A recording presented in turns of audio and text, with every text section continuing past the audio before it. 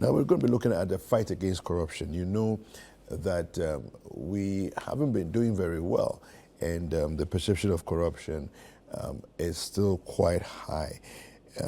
And so Ghana scores 43 for the fourth time, 43 out of 100, for the fourth time in the Corruption Perception Index. And let me start with you, Prof, on this one. Yeah, well, before I go to that, again, talking about the NPP primary, just to make a short summation there. In fact, one trend I have seen again is the trend of appointees now trying to get into parliament. And you can see that the two, that's the advisor to the vice president, Gideon Kweku, and then also his aide, Dr. Ibrahim, if I remember, Dr. Mahama rather, all trying to now get into parliament. In fact, I think they can see the wind of change. The wind of change, and they are trying to take cover. And, well, fortunately for them, they have both won their... Is that how you see it? I see it so, because why would you, you know, as a spokesperson of the vice president, now flag bearer, and also advisor, these are very key and very important positions. Want to now go into parliament. Probably, I feel they have seen that this election so they are all trying to find their cover. So that is the kind of trend, again, I'm seeing as far as the NPP primary is concerned. Talking about corruption, it's quite sad that we are still where we are. I mean, there's not been any change. We are being stagnated as far as perception or corruption perception index is concerned.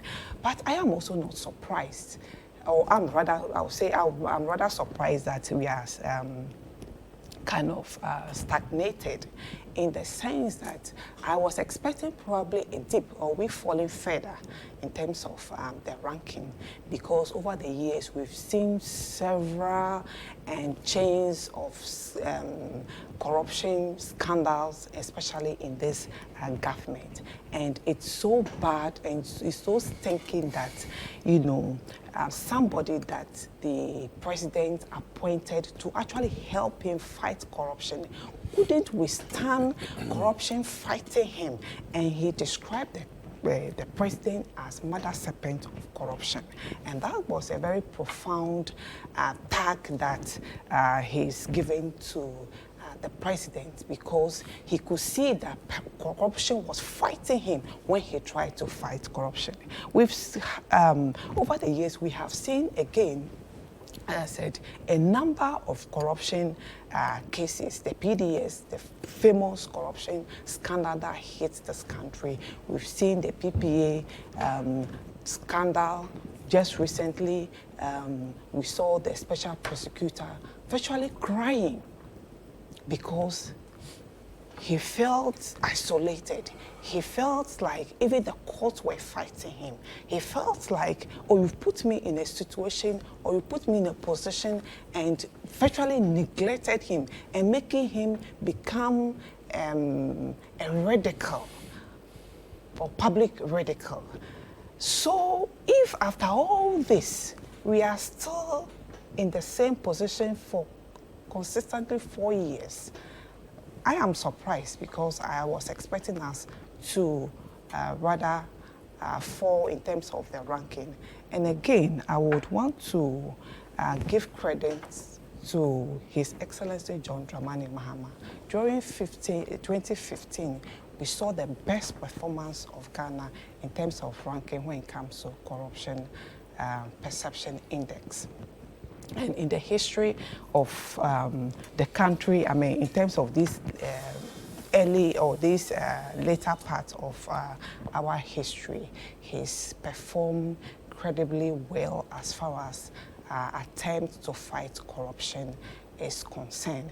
But surprisingly, during his governance, we saw a lot of individuals criticizing him, giving him all kinds of tax, all kinds of names, all kinds of description as far as his governance style was concerned. But the figure speaks for itself, that during his era, his works happened to be the best in this current administration.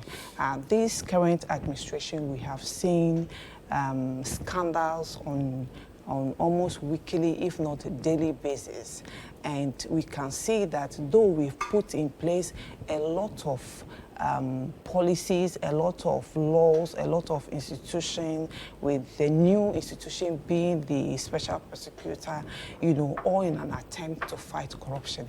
But we can see that this current government, though they give the impression that they are fighting corruption, one can say that there is very little they are doing in terms of really willing to fight the corruption that they have even instituted the Special Prosecutor's Office to do.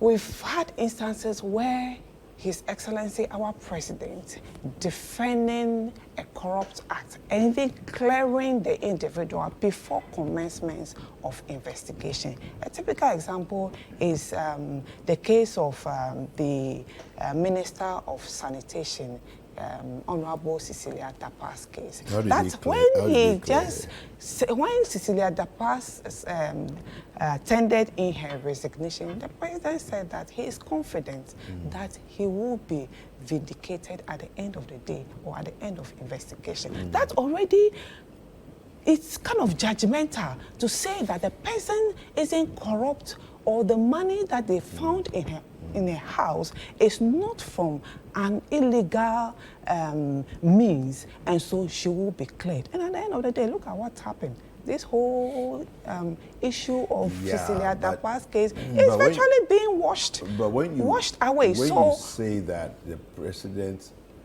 you use this as an example to say the president has cleared her, is it not just an expression of an opinion that says that I know you, I will be very surprised if anything is found? It doesn't mean that she cannot be guilty.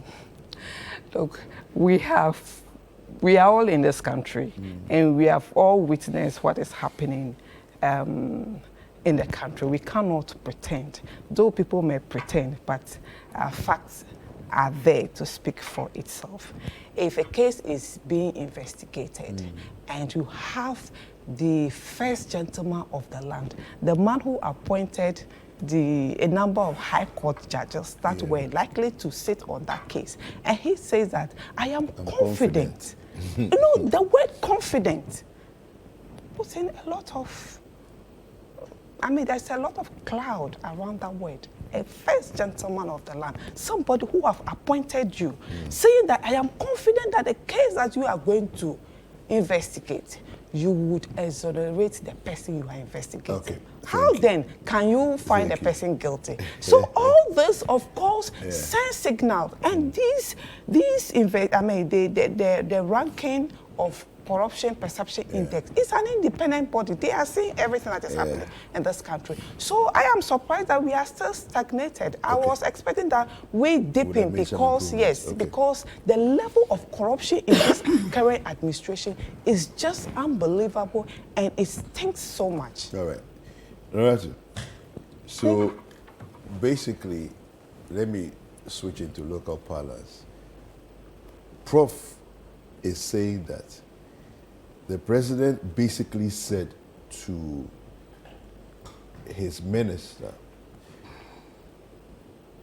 Udi Fokra Obedibi. Basically, it's like I've engineered a system in your favor. Udi Fokra Obedibi. Were you expecting Prof to say anything? Our competitors in the NDC are just thinking about the next election, not the growth of this country. That's what they're thinking about. For them, it's about the election. But it's about the number of votes they will get. But the president it's not about the. It's not about. Comments. Could you not have just kept quiet? Kept quiet about what? About, OSP has is taking one of his ministers on, just leave him to do his work. Why comment and prejudice the investigation? David, Yeah. most of the time I come here with Prof. Right. There was this day I was late. Prima was sitting here. Yes, I remember. And she was like, oh, this is unlike you. Yeah. It's unlike you. Did that conclude that I'm not ever late to any event? No. It will have to take an investigation But it's to not determine. typical. Yeah. You get it? So if for someone that the president has worked with for a long time, he has that confidence in the person and said, I believe that you will. Is he the one going to pass the verdict? No. Like I said, look, corruption is not something that we all need to be excited about, because it robs a lot of us of our basics as citizens of this country. True. And as people who live in the global society. We've stagnated for a couple of years, but at least we're not there. And I have a challenge as a researcher.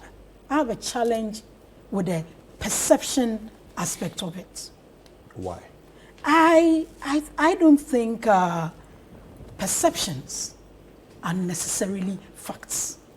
But these are some of the data and other things that help us. Because one good thing they do is, after putting everything together, they come out with recommendations that we can help. But, David, sometimes it hurts for one to go back to the past, especially for a flag bearer who is seeking to come back, and a party that was rejected overwhelmingly by people of Ghana in 2016. And so by virtue of the fact that it was during their time that corruption became like a common word in our daily language. Corruption, scandals. Even in our local parlance, Yenchendi, people were composing songs, Woyome, Woyome, Judgment, Debt, Gargantuan, and all that. But what do? We live in a republic, and you don't just get up and take people on. If Prof will be honest, none of Nana Addo Dankwa Akufo-Addo's appointees who have been alleged to have committed one thing or the other, haven't been investigated. If it's not Shraj, it's the Special Prosecutor's Office, Iyoko, and all that. They've been investigated. But she claims that you get it. The When we had the bodies bus branding saga, what happened? The minister resigned and that was it. What happened? When $3 million of our money was used to go and brand buses, what about the Airbus scandal? What about all those other things to do with SADA? But those are things that have been done. How do we solve this issue? Because at the end of the day, it affects me, it affects you. The measures that have been put in place, we are governed by rules. We are governed by regulations. One of the biggest moves is the setting up of the Special Prosecutor's Office. You can't take that away from His Excellency, the President. Digitalization, that they keep making fun of. And sometimes I wonder if they even understand where the global economy is moving. Everything is being digitalized. So if you have an economist who has no sense of modern trends, in this era of the fourth industrial revolution, you sit down and mock an economist who has taken such steps when it comes to digitalization. Today, when you go to the bank to go and have a transaction, you're supposed to produce an ID card. But because of the Ghana card registration, you get all they need to do is take your biometrics. It saves paper, it saves a lot of things. It saves time. That is what goes into saving an economy. What do we say? Time is money. It reduces human interface. Today, when you want to apply for a passport or any other government service, you go onto ghana.gov. If you're paying by Momo, if you're paying by your bank card, the money goes straight to government. It doesn't need to go to someone. Those are the basic things when it comes to fighting corruption. Apart from that, the Witness Protection Act was passed by Parliament. Right. Criminal Offences Act was amended to change corruption from a misdemeanor to felony. Those are facts. The SIGA Act was passed. Those days that they'll just go, Diversity Implementation Committee, go and sell all our say. Now, it's SIGA, State Interest and Governance Accountability. Yeah. The shares have been handed over to SIGA. You've seen how state enterprises are performing now. That is how you curb corruption. The Money Laundering Act was amended. Companies Act was amended. I can go on and on. Anti-Money Laundering Act was amended in 2020. Corporate Restructuring and Insolvency Act 2020. Company Act 2019. Narcotics Control Commission Act 2020. Real Estate Agency Act 20. All these things are measures you put in place to fight corruption. Whilst you also make sure that the systems also respond to this. What's the best way to do it? Reduce the human interface. Today, nobody is going to say, I took 100 cedis for passport form and now I'm looking for it. It goes straight into government coffers. Okay. So as for Doc and our compatriots in the NDC, it's about the election. It's not about the forward growth. So even when you put in a plan that goes beyond an election year, hey, why are you making a plan that goes beyond election year? Why are you making a plan that goes? The country is, governance is a continuum. You continue from where you left off. You don't make it seem as if, oh, you're just calm. It's been built up, like they picked the middle income economy, low middle income economy, came back and told us that, oh, we've eaten all the meat, it's left with bones. We fleshed it up again. They want to come back and come and join. That's all they think about. Any comments on this one before we move on? I am just so surprised seeing Lawratu with the energy she's talking about corruption. You know, but you can't deny that a lot of things have been put in place. I get so surprised when we are talking about corruption and NPP want to contribute and your moral audacity is just overwhelmed. The fact that they are fighting corruption. What corruption are they fighting? We were in this country when the secretary to the cathedral board received an amount of 2.6 million into an account that bear the name, what's the name? Kobna Edu Jemfi. It turned out that this Kobna Edu Jemfi is the director of JNT company. Yeah. And this same Edu Jemfi happened to be the same man we all know as the secretary to the cathedral board, his name being Reverend Pussy Boateng. Further investigation shows that this man has 2 different birth certificates and 2 identities. The same person called Kobna Edu Jemfi and is it being investigated or not? That I was it's about been investigated. No, wait. Yeah. But you are just clearing people. Case they do something, go and put them in investigated. At a point, the man even went to court to try and stop the court.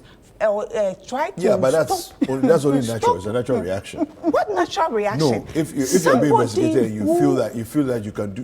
Really? And that is why the special prosecutor. But see, don't talk about this and go and support NCP Agbozo. If we are not careful, one day a murderer will go to court and seek an injunction from being investigated. No, wait, hold on. When you say a murderer, let me make my point. Let me clarify. If you've been charged with murder, it doesn't mean you've been convicted. You are not guilty until proven guilty. So, right? So the person can go and seek an injunction. They have the right to do so. It's a defense mechanism, right?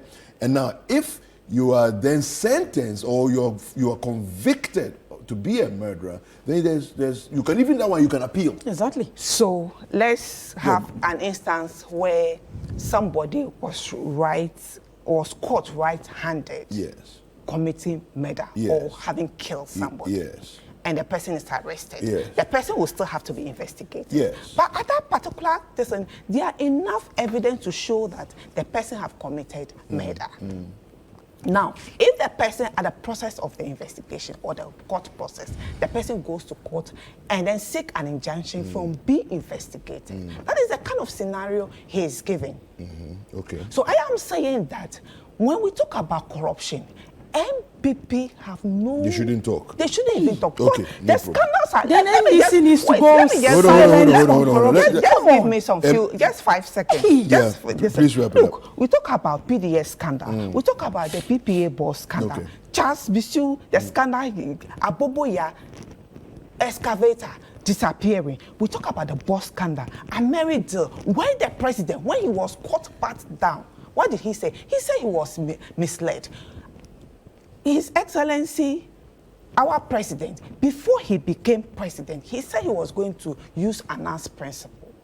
Today, as his president, where is Anas? Remember Have you bothered to find out where Anas is as at now? Today, Anas is going to hiding. Has he gone into hiding? Have we heard of Anas recently?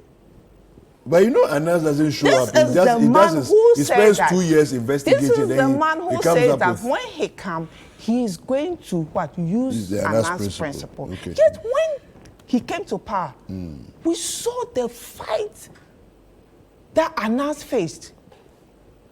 They were virtually fighting Anas. Again, the issue of Please, the I former need you to wrap it up. Dominic, we saw what happened. Yeah. When he tried to touch the tail of the the lion by going to investigate the Crow Associate scandal, But that we shows saw you what that. happened. That he was virtually booted out, come on. and they used the issue of he's due for retirement. The current GRA, the current man, Yeah. GRA, Yes. he doesn't even have contracts, but he's still at office. He's over 60 years. He's still at office. So what happened?